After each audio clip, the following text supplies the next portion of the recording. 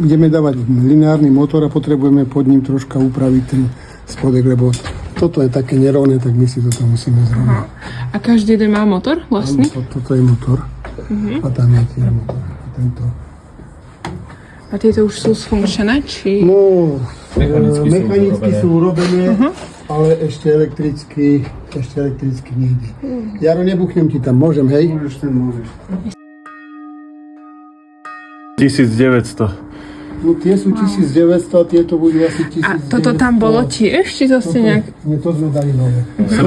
Toto je asi 23 alebo koľko, alebo 28, ja to nevidím prečítať. Áno, má to krásne aj tie ornamenty tam. No, Je to veľmi krásne. keď by sme mali ešte vedečko, tak nastriekali takto pekne sa dá umyť. By to bolo krásne. No keď si vezmete, každý ten jeden zvon museli ísť dole, Všetky celý. tri boli dole. Potom sa museli dať preč staré závesy, to je to, čo je drevené. Tak tu boli také kovové, tam rohuj. Tuto je. Aha, hej. Hej, dalo sa dole srdce, dal sa dole záves. A tam ešte sú desi dva. My sme dali nové Aj tam- závesy, tam je. nové srdcia, zavesili vlastne celý zvon naspäť. No a ku každému zvonu sa dáva lineárny motor, kotva a na druhej strane je snímač. To sa potom kotva? To je pozapája, kotva? naprogramuje.